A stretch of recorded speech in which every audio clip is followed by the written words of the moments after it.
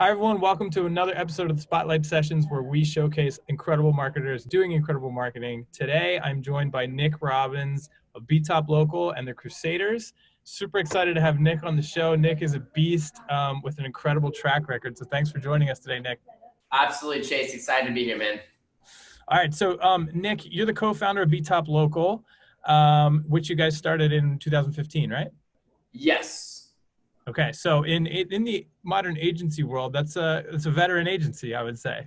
Dude, it was before Facebook agencies got hot. It was before all this stuff. I was still reading Moz and Yes. oh man. Do you Um, remember how exciting Whiteboard Fridays were? oh man.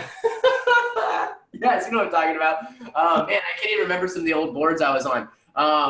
And I was trying to sell SEO and websites and digital marketing. Hated all of it, by the way, but I quit my job and moved across the country to partner and build this thing. So I kind of didn't really have a choice. But yeah, that's how far back we go. No one really had a Facebook agency back then.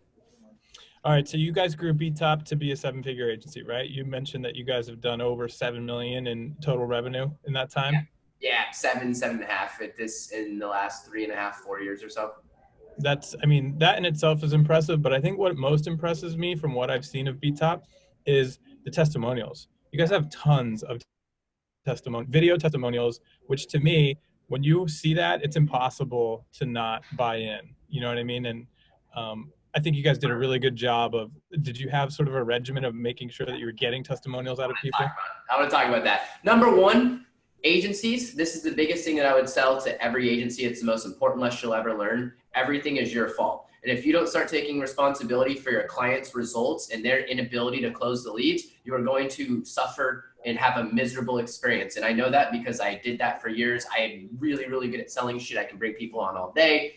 We played the client churn game. I've sold over 480, 50, 80 clients. I don't know the exact number. I don't count anymore.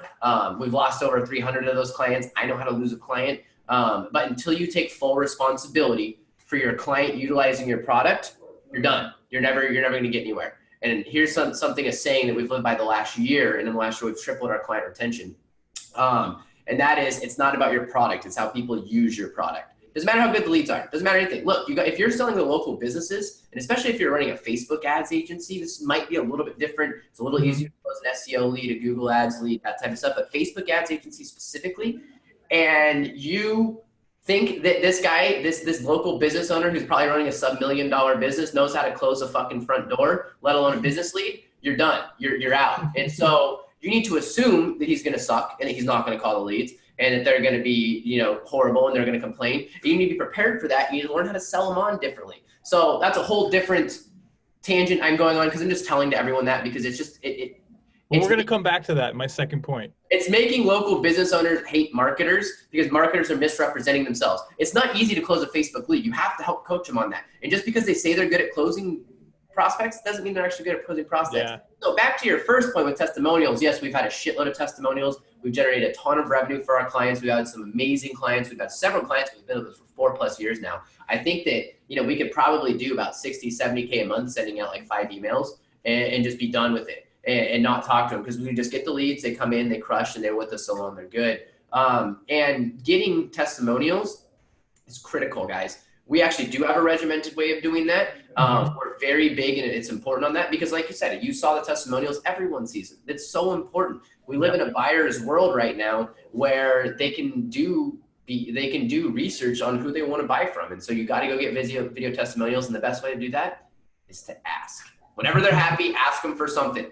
Ask them for a referral, ask them for a testimonial when they're happy. Great, that's awesome. Did you hear about our testimony? I love that. It would help us out so much. Here's what we can do, blah, blah. And if they won't get you one, set up a Zoom call like this and be like, hey, I'll just record it for you.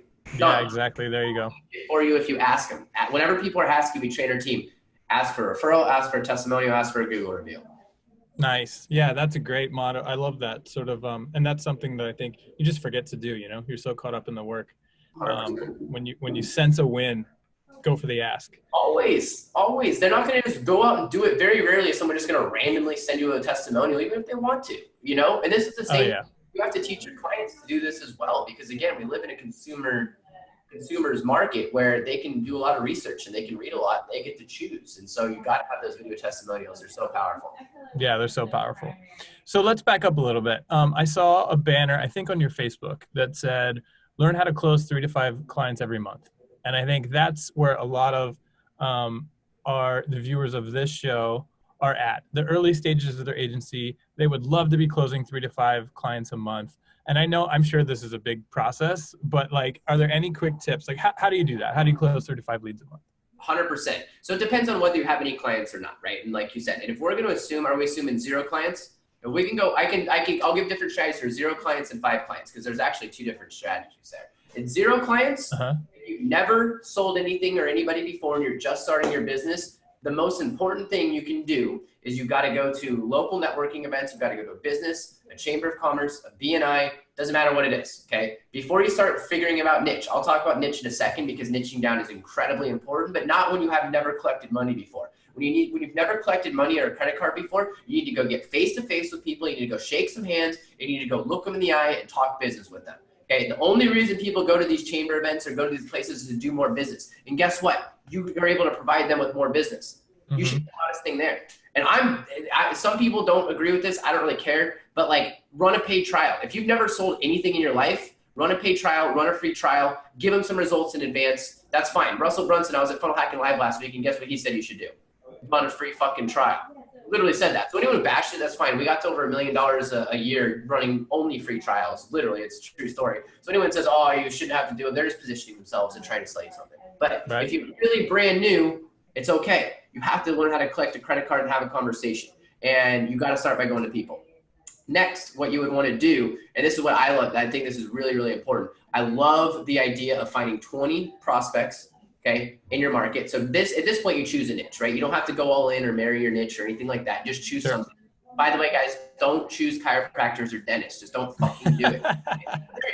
Don't. It's dumb. Like, learn how to market and build stuff. I'm serious. Like, just don't do it. It's not a good idea. If you want to know where I think the most opportunity is right now, it's in the remodeling space by far. It's in landscapers. That's interesting.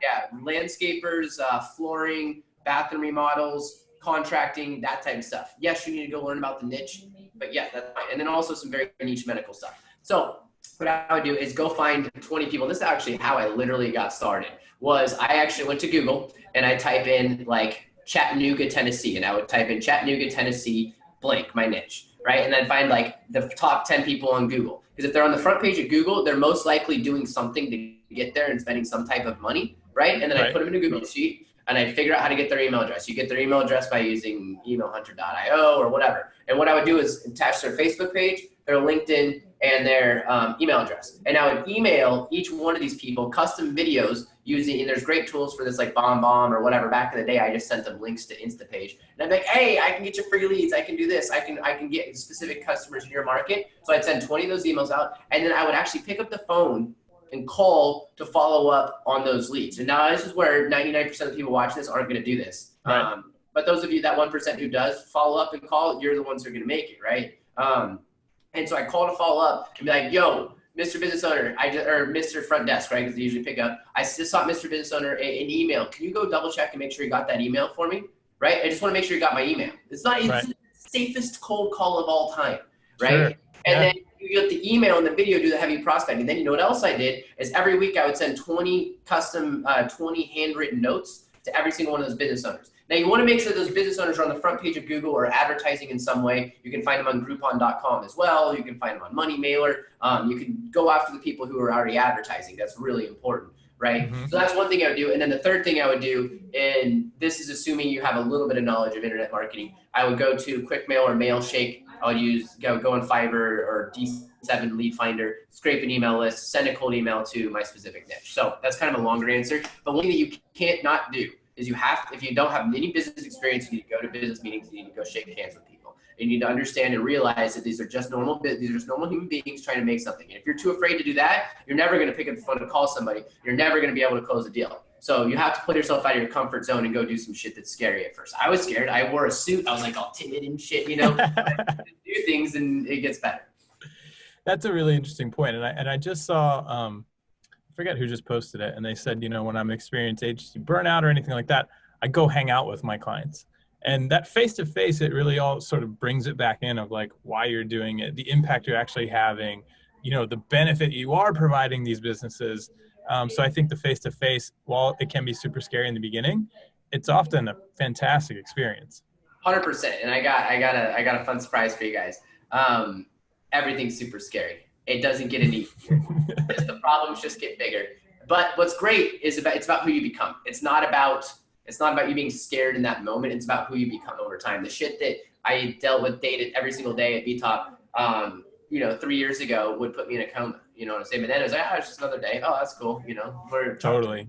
getting Yeah. super here. This is cool. Client shows up on, or employee shows up on meth. Awesome. No big deal. All right, so let's hop into the second point. And I don't know if you remember this, but we actually met at an event in Florida over a year ago, I guess. And you had spoken at the event, I believe. And afterwards, you had mentioned something in your talk about a call center. And I grabbed you afterwards and I was like, hey, my agency, we're really wrestling with the idea of like, should we make a call center for our clients? Because they all say the leads suck. We know they're not. They're just not closing them. So why don't we close them for them? And you and I think 3 other people that I talked to about it all had the same answer, which was we tried it. We spent a ton of money and it didn't work. I wouldn't advise it. Yeah. And it seems like, what you just sort of talked about earlier on is, hey, expecting your clients to close the leads on their own is just foolish and it's going to backfire on you. And so I've seen that play out on your website, on BeTop's website, where you guys actually say, hey, there's a 4-week intensive sales training as part of what you provide. Can you talk about that? Is that how you solved it? Is that the best way to go about it? Yeah, so actually it starts really quick, just for anyone watching. If you think you can handle leads for a client, it might work at 2 or 3 clients, but I sold 45 in 2 months and it's very difficult. Don't do it without a ton of experience and someone who can actually handle a call center. Well, that's like $250,000 at least on that project. What we did instead, it actually all starts in the sales process. The intensive does matter, but on the sales process, we have to get them to realize that they are going to struggle with the leads. And you can't just tell somebody that, right? You can't just be like, hey, you're fat, you should go to the gym. Or, hey, you're this, you should, or, hey, you're angry all the time, maybe you shouldn't be so angry. It doesn't work like that, right? So the way you do that is you ask them questions to get them to realize that they need you. Okay, so here's an example of what I mean by that. If somebody says, oh, I close 90% of my clients, or let's say we're talking high ticket medical, right? I close 90% of my patients that come in the door. I'm like, wow, you close 90%? How many opportunities you get every single week? Where are those opportunities coming from? What's your average cost per acquisition on those? And then start drilling deeper and deeper. He might know the answer to the first question, but he's not going to know the answer to the second one. He's definitely not going to know cost per acquisition, because in his mind, he sees a referral or his grandma as the same closing as someone who's a dead cold lead, especially when you're dealing with Facebook, right? You have to understand your different markets. And this is where, depending on whether you're running Facebook, SEO, AdWords, whatever, there's a little bit difference of where the customer is in that journey and in the funnel. Okay, that doesn't mean that Facebook leads are worse by any means. They just need a little bit more massaging, and the client needs to understand that. Another thing, questions I love to ask, if you guys want to know what I mean by this is how you take control. Okay, ask them, when was the last time that you monitored your staff's phone calls? What's your response time to the leads? Yeah. Okay, so if the last 11 marketing companies didn't work, what was wrong with them? Oh, the leads suck. And they're like, okay, leads suck. All right, let's talk about that, Mr. Business Owner. At what point did the leads suck? Was it because the ad was misleading and they got the bad information? Was it because the landing page didn't collect a lead and you didn't get any leads? Was it because you couldn't reach the lead when you actually got the name, email, and phone number? Oh, well, if you were able to reach the lead and they were able to schedule, was it because they didn't show up after the schedule process that came in? Okay, so let's say that they actually, you got the lead information, the landing page took the contact email, your staff actually made the right call in the front time, they actually scheduled them in an appropriate manner, and that person shows up, and then they get in your office, and then you're telling me they didn't make it to a day 2, or they didn't make it to the follow-up consult, or did they not have the money? Oh, really didn't have the money? Did you run financing on them? What would the financing look like, right? At what point, Mr. Business Owner, was the lead bad? Because they just see, they're not thinking like critically, right? They just see lead bad.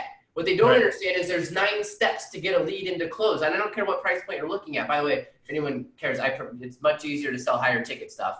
Higher ticket, if you want to know a good niche, higher ticket, short time frame, okay?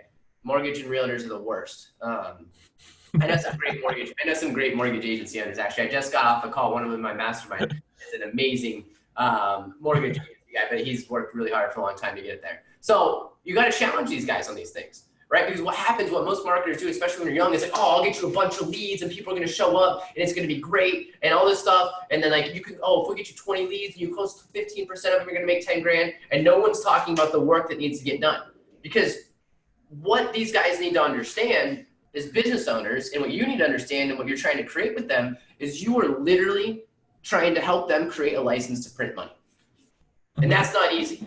That's a difficult thing to do. Now, depending on what course you learned this from or where you came from, they might have missold you on how easy it's going to be to go out and get clients and go and get clients results. That's an epidemic in our market, in the agency coaching market or whatever, right? And that's why I just have issues with it. That's an interesting point that you bring up, because if you do get a client who has an internal closer who's awesome, it does become a money printing machine, right? You Absolutely. Run the ads, you get the leads, you set up something like HighLevel, it converts X amount of them automatically, their closer closes the rest. Hey, just give us more money to spend on ads. But that's so rare. And I think that's why you need to build it. And that's where our sales training comes in. We teach you how to build it. But the only way you're going to be able to teach them how to build it is if you build authority on the front end before you collect money. Because what's not going to work is you sell them into, getting all these great leads and like, oh, just by the way, we've got to come out and fly out to your staff and do all this crazy stuff and you're going to suck and all these things. No, you need to set right expectations in the front end. The only reason clients ever leave is unmet expectations. That's it. We've all had people, you probably have too, Chase, someone who's getting like 7-1 and pissed they didn't get 15-1. You're like looking at their numbers like, yeah, man, this guy's gonna be fucking happy. He's great. And he's mad he's making 100-1. And then you have other people who are making like a 2-1 and they just stick around for like 3 years. Like, I don't know why this guy's giving us money, but hey, it's cool, we'll take it, Yeah, no, these are all scenarios, but I think what I'm really interested to get out of you is, so I think we both agree that that's sort of on the agency's journey, that's where you hit that wall, is like, hey, we're doing what we said we would do. We're getting them leads into their pipeline. They're booking, they're not closing these leads.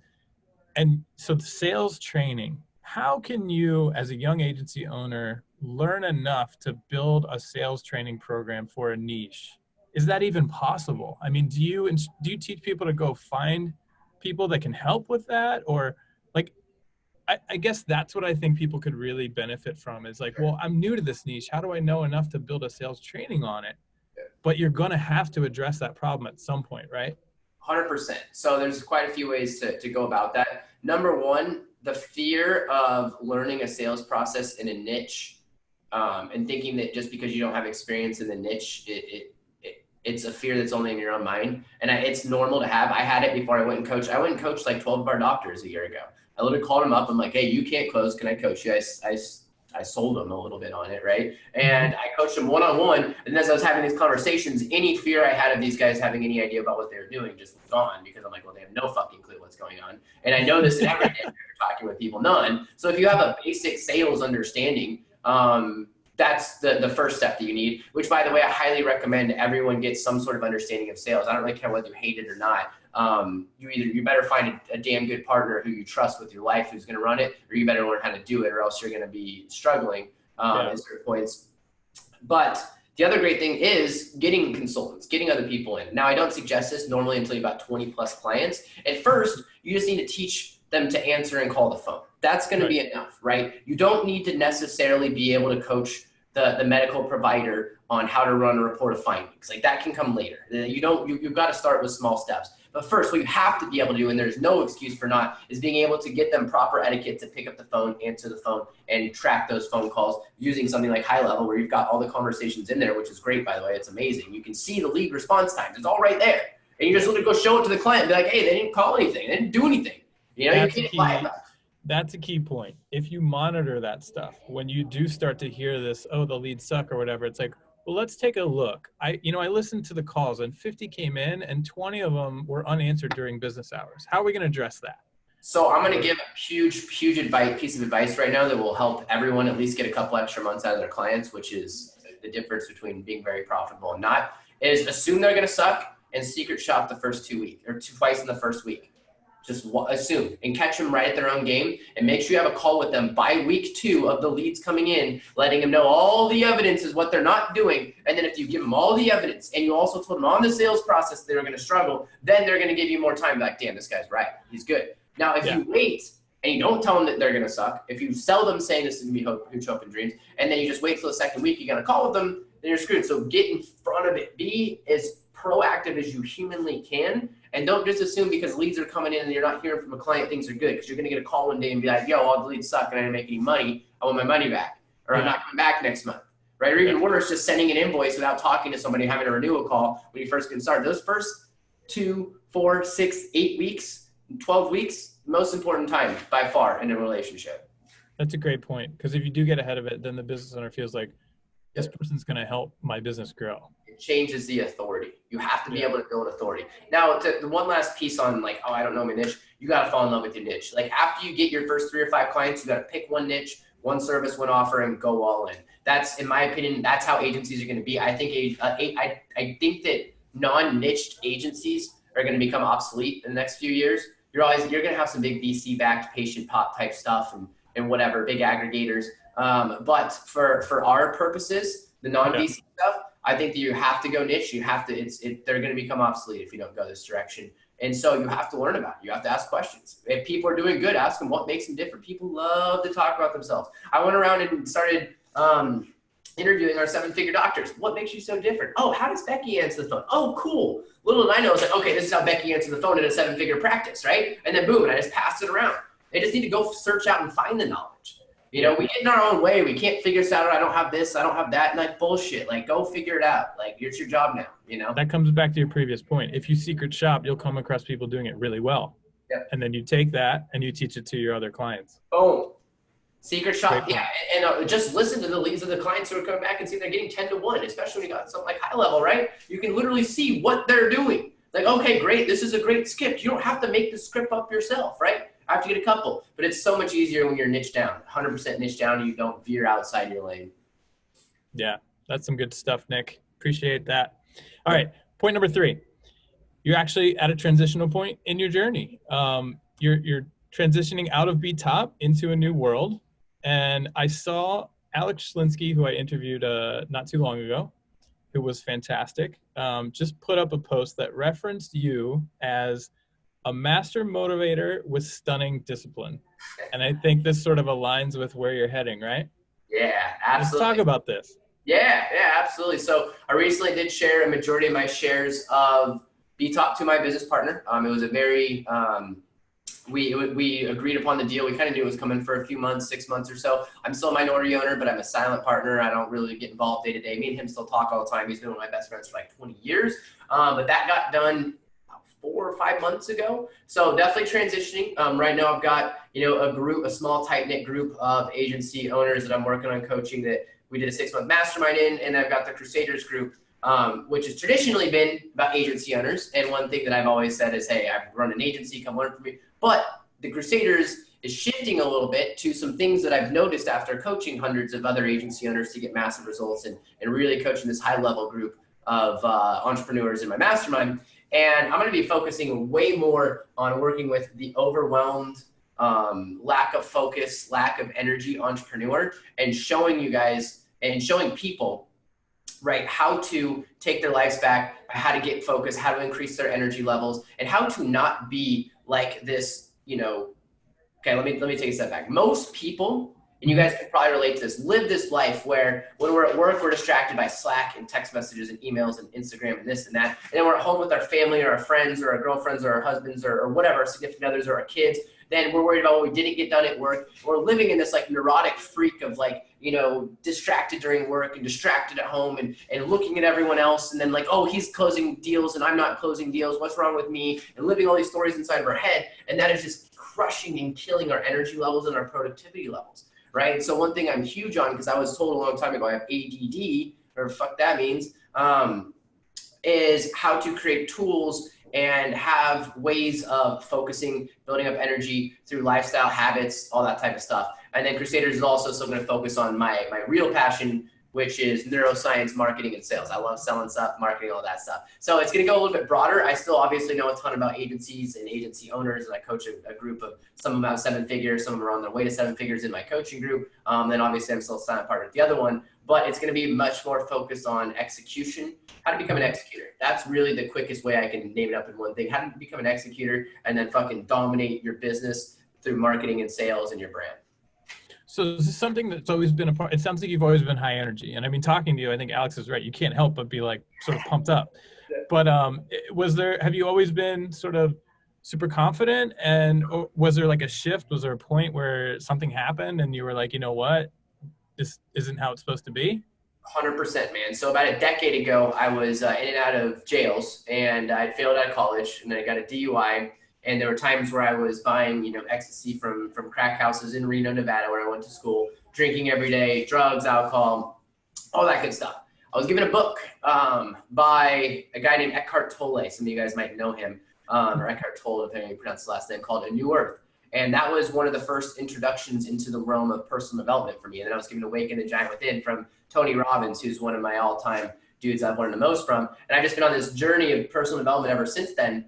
And it really started to connect about 4 years ago, after I'd started the business a little bit and I started getting out there. I really started to put together these tools and these trades, and I quit drinking completely. And my life's just, I've shifted ever since. But if you saw the first videos I did, the first videos I sent to doctors, I'm like wearing a suit and I'm like, hi, this is Nick. How are you?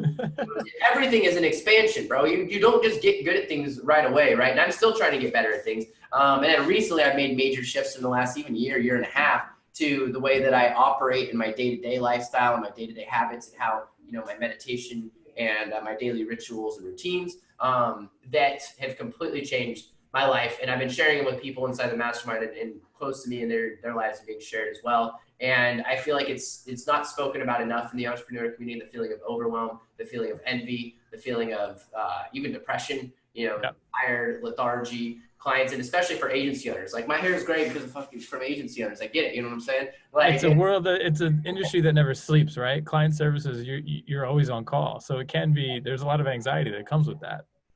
100%, man. And most people just aren't getting done what they know they should and want to be able to get done. And I have tools and strategies in order to help people execute, right? Because people always say they know shit or I understand things. Well, it's like, if you're not executing it, you're not getting the result, then you don't know it. So stop saying that you know a damn thing. You know what I'm saying? Mm-hmm. And so that's where my real passion lies, in the personal development mindset. Like, my mission statement, bro, is like, I want the whole world to be happy. So like, I've got much longer term visions. We're first starting work with the entrepreneur and having the entrepreneur work with their employees, right? So that way we can get the average civilian interested in personal development, because in our little entrepreneur world, we're the only people who, want to work on ourselves. The average masses doesn't want to yet. And so I sit back and think, I'm like, how do I reach them? How do we get them to want to improve their lives? Because I know I've got so much I can offer them. I'm sure you know people in your family that close to you who, like, hey, you could probably use a good personal development book, right? So how do we reach them? Well, if they have to do it while they're at work, and we're anyway. So I've got a whole long vision and plan and how to